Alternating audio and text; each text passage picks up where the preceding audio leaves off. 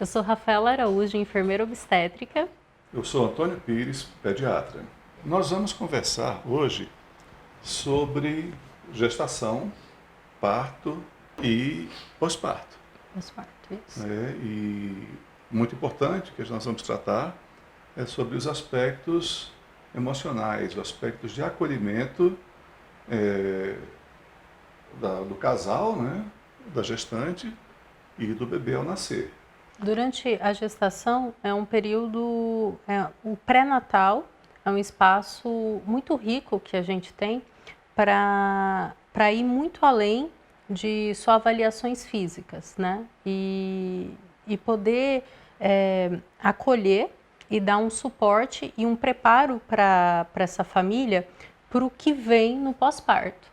Porque muitas vezes, quando as famílias nos procuram, né, elas estão muito preocupadas com o parto, com o momento do parto, que é sim um momento muito importante, mas que é uma travessia, ela é uma passagem para que a vida chegue, né?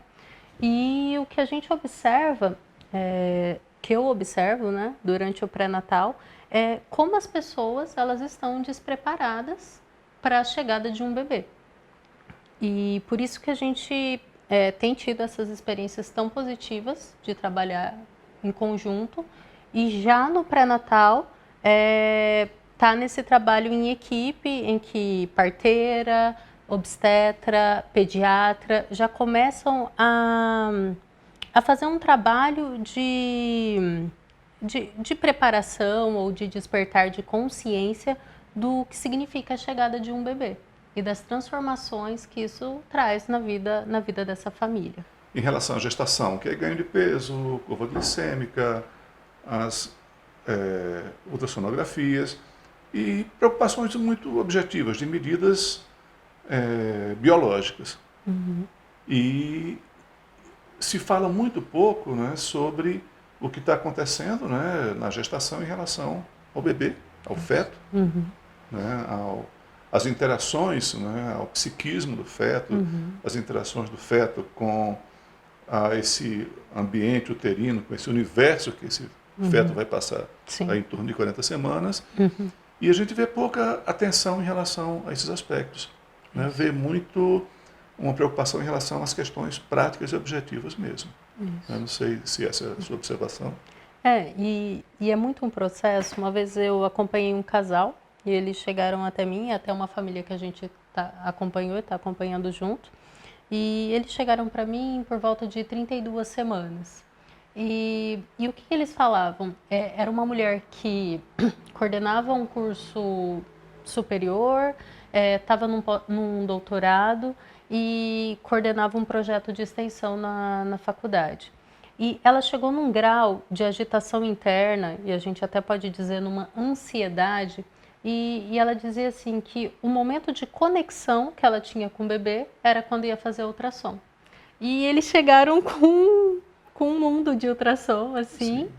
e, e eu falei, tá, mas e quando você vai tomar banho, e quando você respira, e quando você vai dormir, e você se toca, e toca o seu bebê, por que precisa de um aparelho externo para você estabelecer essa conexão com o seu filho que está dentro de você? Como que é algo externo que vai trazer essa conexão? Então, eu acho que isso, o que ela traz, a gente não pode nunca julgar, porque na verdade é só um reflexo do modo como a nossa sociedade vive. E existe uma dificuldade profunda de uma conexão de algo que está acontecendo dentro do corpo da mulher. A gestação, ela não é externa. O processo de gestação, quando a gente vai já pensando em parto, tem muito essa questão da preparação para o parto, né? E tem uma expressão que a Janet Balaskas usa e que eu gosto muito. Mais do que você ficar se preparando, fazendo isso ou fazendo aquilo, tendo uma agenda que você precisa cumprir, o processo de preparação para o parto de uma mulher deveria ser um despertar de instintos. Um processo de silenciamento, de escuta do próprio corpo, de observar a cada trimestre as transformações que vão acontecendo e quais são as necessidades que essa nova situação traz para essa mulher.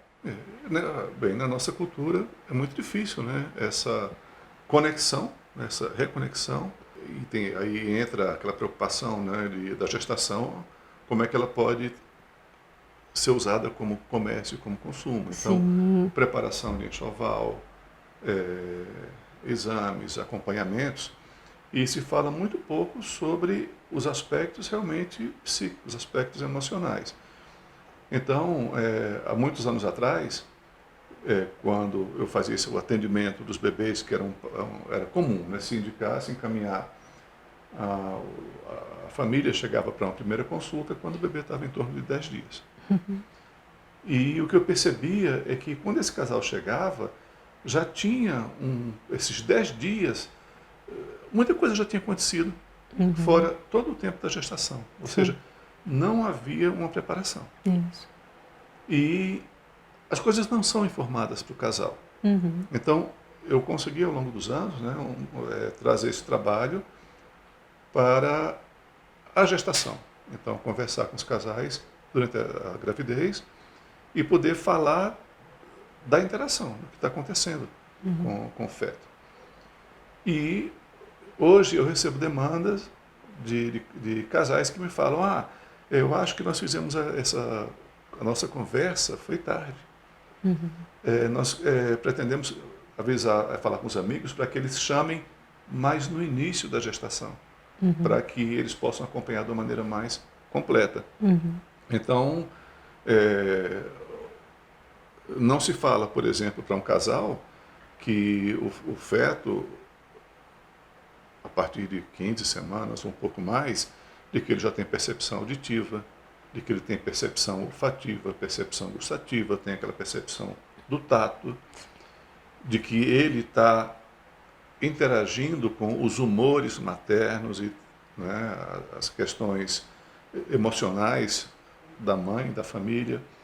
E uma coisa que é um ponto que eu considero um marco, né, no desenvolvimento, é que é muito comum, porque quando eu pergunto para um casal se eles viram o bebê, né, o feto, com a mão na boca durante a gestação, a grande maioria viu e viu muitas vezes. E quando eu pergunto em que época, tento verificar a época em que eles perceberam pela primeira vez, a resposta é a resposta que a gente sabe que é o que acontece mesmo, que eles percebem a sucção, né, dos dedos, das mãos no feto em torno da 20ª semana.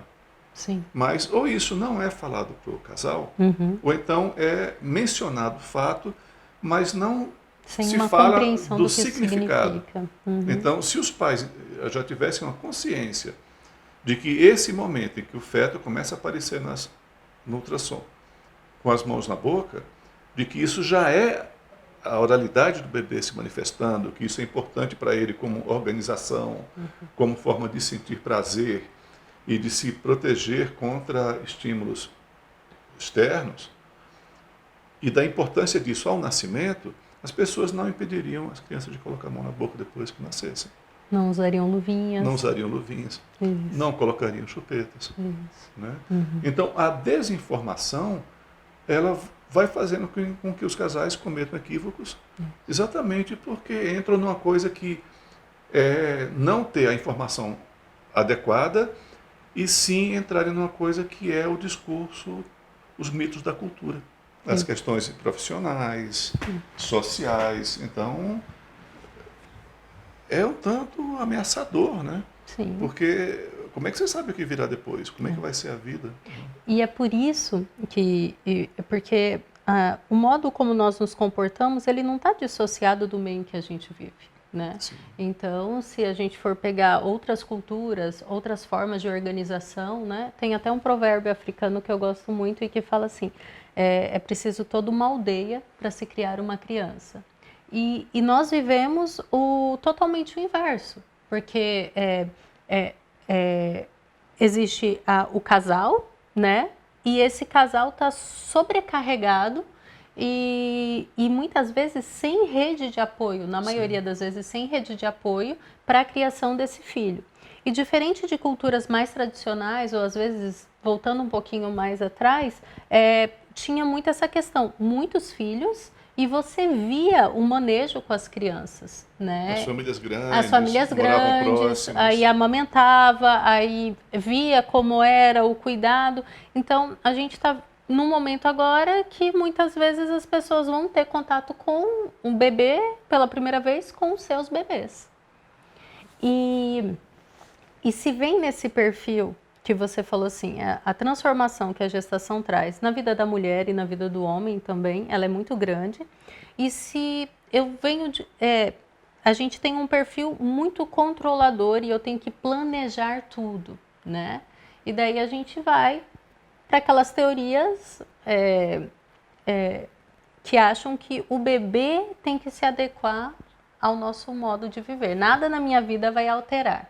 Então, esse bebê vai chegar e ele vai ser parte dessa mobília, dessa decoração, né? E isso é um sofrimento muito grande, tanto para a mulher, para esse casal, como para esse bebê. E é isso que a gente tenta trabalhar no pré-natal, né? Não só um planejamento, as pessoas estão muito em busca de um plano de parto, né? Que é um outro tema e tem muita coisa para falar e é algo muito importante. Mas o que a gente tenta trabalhar é a questão de um plano para o pós-parto. E não um plano organizadinho que, isso vai ser feito e tudo mais. Mas é um processo de chamar esse casal para a consciência e minimamente preparar ou despertar para quais são as reais necessidades dessa mulher e desse bebê. Eu falo que se você tem uma consciência, né, na gestação, e se você tem uma boa informação, um bom acompanhamento, o enxoval do bebê vai ser bem mais barato, porque a gente descobre que tem muita coisa que a gente compra simplesmente porque está nas listas da internet, né, de enxoval de bebê, mas que na verdade aquilo pode fazer bem para quem fabrica e vende, né? Não é no interesse do bebê ou da família. Eu vejo isso pela minha própria experiência, né? Como a minha gestação foi acompanhada por uma parteira e por um obstetra, que tinha essa abordagem do olhar da parteria, né? E hoje a gente trabalha junto, é o Frederico. Então, o meu enxoval, eu comecei a entender na convivência com as mulheres que iam naquelas rodas, ele foi o quê? Ele foi um berço co-sleeper, feito por um marceneiro amigo, que era um bercinho que acoplava na minha cama, e a minha mãe é costureira. Então, eu fui numa loja de tecidos e na época eu não sabia qual era o sexo do meu bebê. Eu estava com 25 semanas. E a gente comprou umas flanelas, uns cueiros e eu fiz um chá de fraldas e na época eu queria usar fralda de pano. Depois tive outras, mas naquilo foi isso. Então, meu enxoval era um berço, um sling. Eu acho que é um item fundamental, o sling, né? Um sling e as coisas que a minha mãe tinha costurado e umas roupinhas, né? Porque é isso que talvez seja o mais desafiador numa sociedade de consumo, a gente, enquanto profissional, passar e explicar para as mulheres e para os casais, né? O que um bebê precisa e o que uma mulher precisa num pós-parto. O que ele precisa não custa nada e nem está fora. Isso. Né? O que ele precisa está dentro, que é presença, foco, acolhimento. Né? Uma mãe que se sinta acolhida. Sim, sobretudo. Bem, esse é um ponto muito interessante, né, esse das mães, porque eu vejo assim, o trabalho das parteiras, tem coisas que me chamam muita atenção. Uma delas é a pintura de barriga. Sim. Porque a pintura de barriga, para mim, é um ritual de conexão com o bebê, com o feto, em que você tem ali, né, não é uma ecografia, não é um exame, mas é uma forma de você visualizar bebê e interagir com ele. E outros aspectos que são os aspectos do acolhimento e que eu vejo, né, como elas são as sucessoras, né, as herdeiras das parteiras tradicionais, ancestrais, e que sempre o que elas defenderam e trouxeram foi o atendimento num grupo, o acolhimento, aquela coisa de nunca deixar a mulher, né, só. Sim. Então, eu tenho depoimentos assim já em culturas diferentes, como numa comunidade quilombola e numa aldeia indígena, o mesmo depoimento de que a mulher não pode ficar só, Isso. de que a mulher tem que ter companhia, tem que estar com outras mulheres em volta e que essas mulheres elas exercem uma maternagem no sentido de maternar, de cuidar dessa mulher, dessa mãe, como forma de assegurar que o bebê esteja bem cuidado.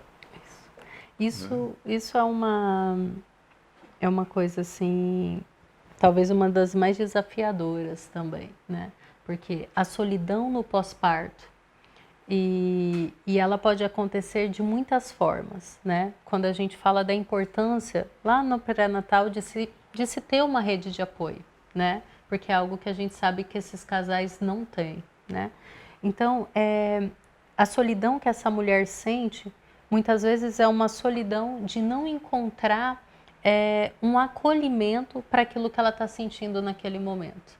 Porque vai entrar a privação de sono, vem o processo de parto, que pode ter sido um parto natural ou pode ter sido uma cirurgia. E o parto e uma cirurgia, uma cesárea, ela mexe no palco das emoções da mulher, que é o útero. E quem fala isso é a Janet Balaskas, né? Então, essa mulher liberou inúmeros hormônios, ela viveu um processo gigantesco de grande transformação e a gente não pode desqualificar nem minimizar o impacto que, se essa mulher viveu uma cesárea, de como isso é impactante.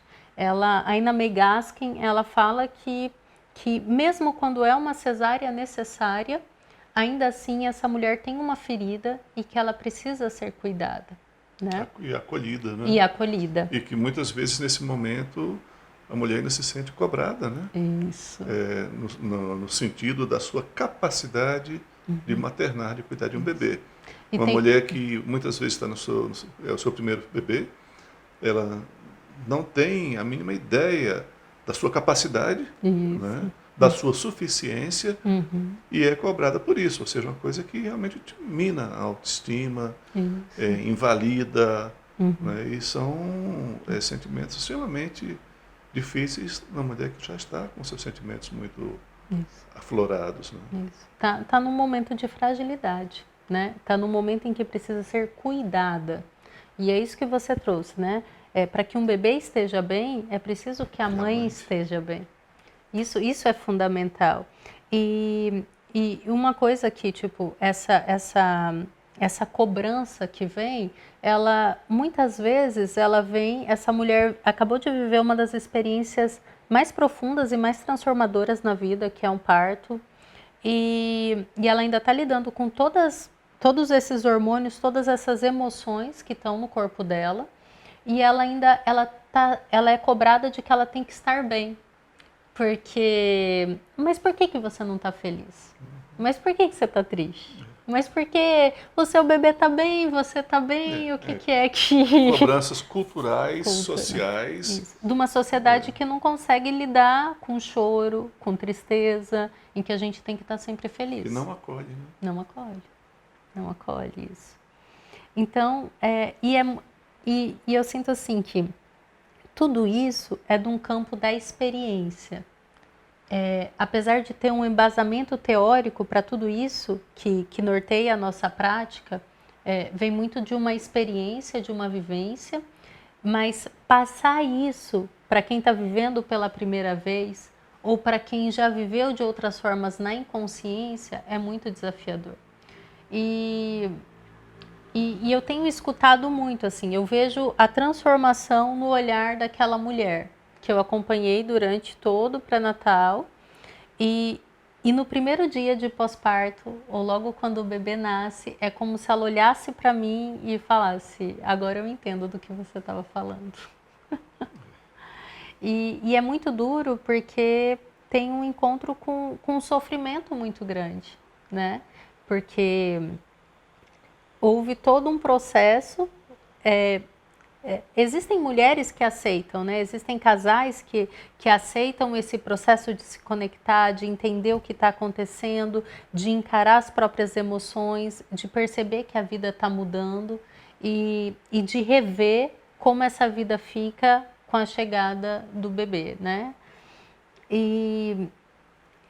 Mas ainda assim, muitos só vão se dar conta disso, né, quando o bebê já está ali materializado.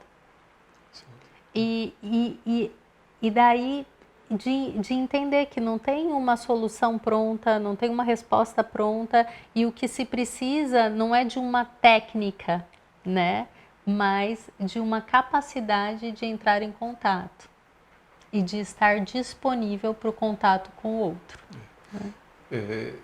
Uma coisa assim que eu gostaria muito de falar, né, para você, como parteira, e também que é o que eu diria para os obstetras, para todos aqueles que trabalham nessa área do perinatal, é que vocês tenham um contato com a família durante o período da gestação, as 40 semanas, um pouco depois do nascimento do bebê, que no caso, eu diria, um pouco depois do parto, né? E eu estou do outro lado da ponte, Sim. que é seguir essas famílias por muitos anos. Sim.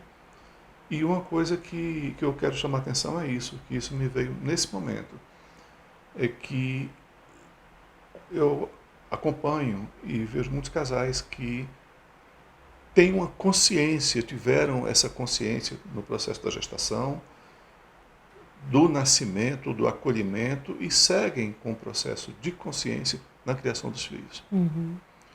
E é impressionante como os anos vão passando e eu testemunho isso, né, tanto na família como nos pacientes, né, que eu acompanho, é a satisfação, a realização, a plenitude dessas famílias quando elas vêm num processo consciente. Sim. Desde a gestação. Né?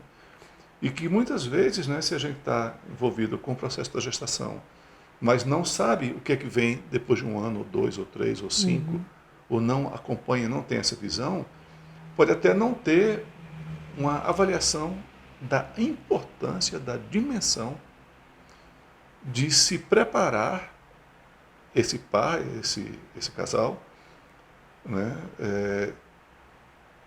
durante a gestação, criando essa consciência para que eles entendam que a gestação é a preparação, é o início de um processo que vai durar muitos anos. Sim, isso é uma coisa que essa é a minha compreensão, porque a gente vive num país em que a assistência ao parto ela é altamente medicalizada e intervencionista. E existe um movimento já há alguns anos e que agora vem ganhando força, que é por essa retomada da fisiologia e da naturalidade do parto e do nascimento. E por a gente viver nesse cenário de muita intervenção, às vezes muita violência, as pessoas elas estão pensando só no parto. E elas se desconectam como disso, de que eu estou gestando uma vida. E que sim, eu quero que esse momento, que é um momento que impacta, que marca, que tatua a alma da mulher, o corpo da mulher, e que é as boas-vindas, é a recepção que a gente dá para esse bebê, né? E que é muito importante, mas é para uma vida que a gente quer que tenha continuidade longa, né? Todo esse movimento, e a Organização Mundial de Saúde, ela traz isso nas últimas recomendações dela, que são de 2018, nós não queremos mais apenas sobreviventes. Essa consciência né, permite que você faça as escolhas. Isso. Então, se você faz boas escolhas, possivelmente as coisas darão certo. Então, a pergunta é: que tipo de gestação você quer? Que tipo de nascimento você quer para o seu bebê? Sim. E além, que tipo de vida você quer? Então, a vida é feita de escolhas. Então, não adianta você plantar goiaba e querer colher maçã, né? Sim. Se você planta goiaba, você vai colher goiaba. Sim. Então, é muito importante você refletir muito sobre o que é que você está semeando, para você poder ter uma garantia maior do que você vai colher. Sim. E é por isso que nesse trabalho que a gente faz, nesse trabalho que eu entendo que é multiprofissional mesmo, né? Porque só um profissional não dá conta, né? Então eu sinto que isso que você trouxe, né? Vocês cuidam durante a gestação, do parto e alguns dias após o parto, né? No nosso caso, a gente acompanha até 30 dias de pós-parto, né? Então, o movimento que a gente faz, o modo como a gente vem realizando é tentar construir uma ponte. Sim, O que a gente faz é construir uma ponte. Pontes e redes. Pontes e redes, que é trazer trazer o pediatra, trazer você para o pré-natal, né? E a gente começar a pensar nos cuidados que esse bebê vai precisar, nas necessidades dessa mulher já no pré-natal, para que isso não seja uma novidade do pós-parto. Sim. Porque é justamente isso, a gente quer que essa transição de gestação, parto e chegada do bebê concreta aqui do outro lado, que ela possa ser mais suave e mais respeitosa. Que essa família não se sinta solta em nenhum momento, né? Tem uma continuidade, uma transição. Uma transição. E o que eu observo nas experiências que a gente tem é como essas famílias se sentem seguras. Se sentem seguras. Porque já no pré-natal a gente está falando, né? Nós conversamos sobre isso, acredito que vai ser interessante, o que o Antônio, qual é a opinião dele. Vocês já pensaram no pediatra? Vocês já pensaram na abordagem que vocês querem? De cuidado com esse bebê, e muitas vezes é um impacto para essas famílias, né? Elas muitas vezes não entendem quando você fala assim: já vão conversar com o pediatra. Isso. Mas por que não nasceu ainda, né? Isso. E daí a gente tenta fazer esse processo que é também um papel nosso, né? Desse despertar, desse semear, dessa possibilidade de consciência, né? E de um preparo para que isso seja mais suave, tanto para a família como para o casal. Os desafios hoje são maiores do que alguns anos atrás, porque o mundo mudou muito. Então, alguns anos atrás, nós tínhamos um modelo de família tradicional, né? E tínhamos também as abordagens tradicionais, né, no pré-natal e no pós-natal. Hoje nós lidamos com famílias das configurações mais diversas, né? As famílias desse padrão tradicionais, né? Você hoje tem a mãe solo, tem a produção independente, as relações homoafetivas, né? Você tem duas mães, você tem dois pais, tem as famílias separadas, a constituição de famílias, já que é uma segunda família, uma terceira família. Então isso é muito desafiador, porque é um contexto complexo em que você está lidando com estruturas e sentimentos e relações diferentes, e que é muito importante a capacidade do acolhimento, né? Do acolhimento dessa diversidade, da diversidade de possibilidades de ser, né? Então, a gente vive um momento em que se questiona aquilo que estava posto como o que deve ser, né? E agora nós vivemos um momento de diversidade em que existe a possibilidade de se manifestar e de sentir e de ser aquilo que se é, né? Isso que você trouxe, a família, seja qual a configuração que ela tiver, a mulher, seja o momento que ela vive ou esse casal de homens, se é um cuidado como é preconizado e que é o que a gente busca fazer, centrado na mulher, centrado na família, se não é um cuidado protocolar em que tem que estar assim, assim, assim e o desfecho precisa ser aquele, né? Eu consigo olhar para a necessidade daquele indivíduo e de alguém que a gente ainda não falou, de um personagem muito importante e que é uma coisa que eu escuto muito nos meus pré-natais, é a questão da escuta do homem, Sim. do tornar-se pai, Sim. que é um processo diferente do tornar-se mãe. E a gente vive numa sociedade que agora está começando a quebrar esse silêncio dos homens, né?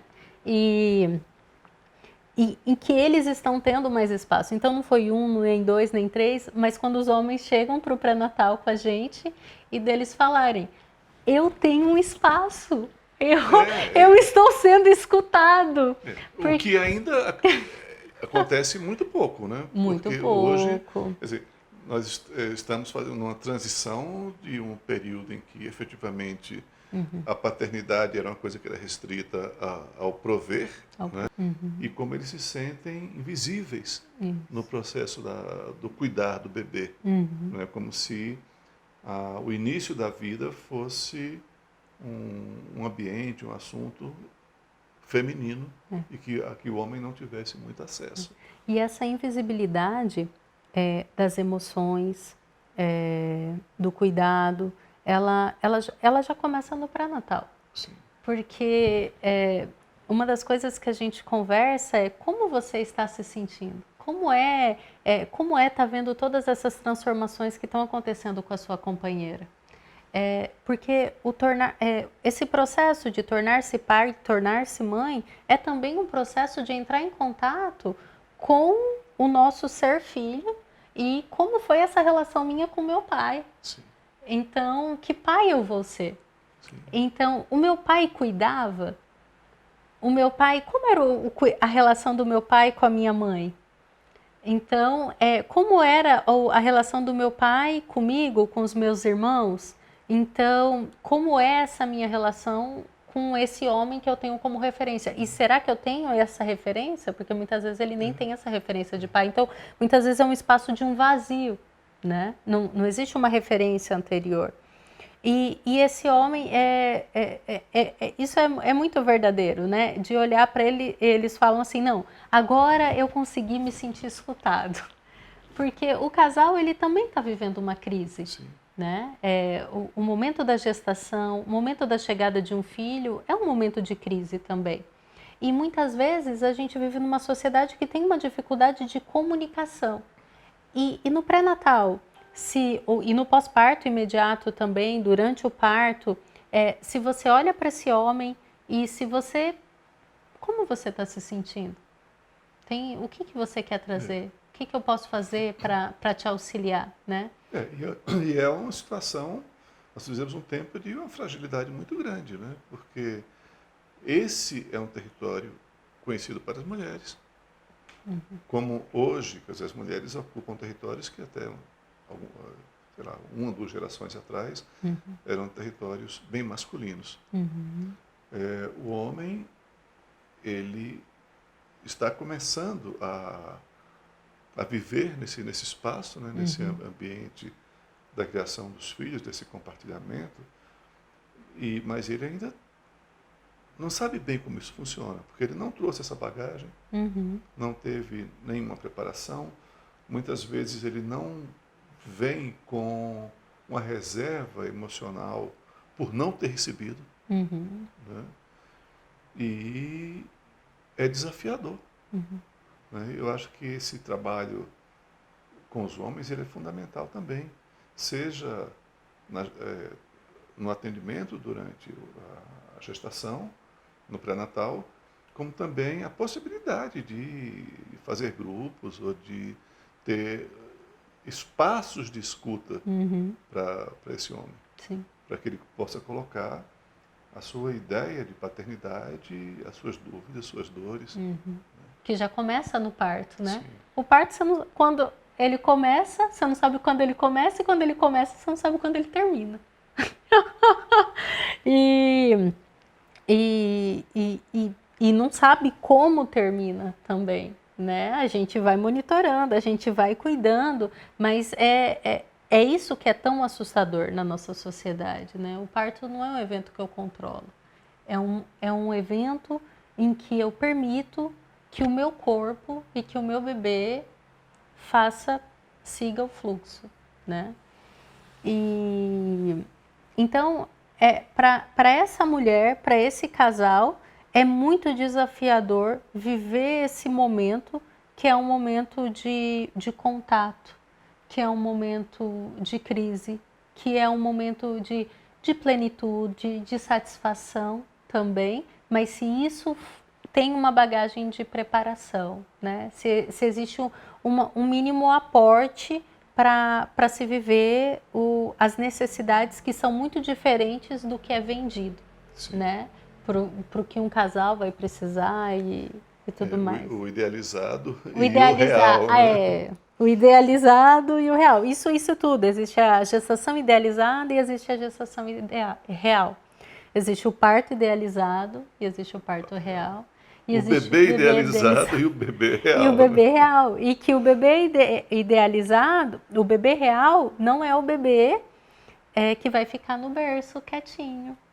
Não é o bebê que vai ficar no carrinho. Ele fala assim que bebê real é aquele que chega para... Junto, né? Não, que é o que chega para cada um, né? O que chega para mim, o real, nunca é aquilo que eu... Nunca. Então, eu gostaria de agradecer essa conversa tão rica, tão boa, tão cheia de troca, né? E que eu sinto que traz qualidade no cuidado que a gente oferece para essas famílias durante a gestação, durante o parto, durante o pós-parto. E é um cuidado que, assim como é preciso toda uma aldeia para cuidar de uma criança, é preciso também toda uma rede que se fale, que se teça para cuidar de uma mulher, de um bebê e de uma família, né? Então é preciso de parteiras, é preciso de enfermeiras, é preciso de médicos, obstetras, pediatras e que seja possível sempre e cada vez mais essa construção de pontes e de redes, porque assim como a gente sentiu essa conversa tão rica, né? A gente percebe o quanto isso no nosso dia a dia, na nossa prática, enriquece e dá suporte e qualidade de vida para essas famílias. E agradecer pela sua abertura, pela sua disponibilidade de compartilhar a sua experiência e de ser nosso parceiro e de estar aqui. E eu agradeço, né, a oportunidade de estar nessa conversa com você, realmente muito rica. E, assim, desejo, né, que esse seu trabalho continue, né, com essa riqueza, com essa capacidade de acolhimento. Então, gente, podem clicar, né, aperta aí o like no canal da Rafaela, que é só sucesso. Então, a gente gostaria de agradecer e a gente continua aqui compartilhando um pouquinho da nossa experiência, do que a gente vivencia no dia a dia, na prática, do cuidado das gestantes, do cuidado do trabalho de parto, do parto e desses bebês que acabam de nascer. Muito obrigada e a gente se encontra no próximo vídeo. Tchau. Tchau.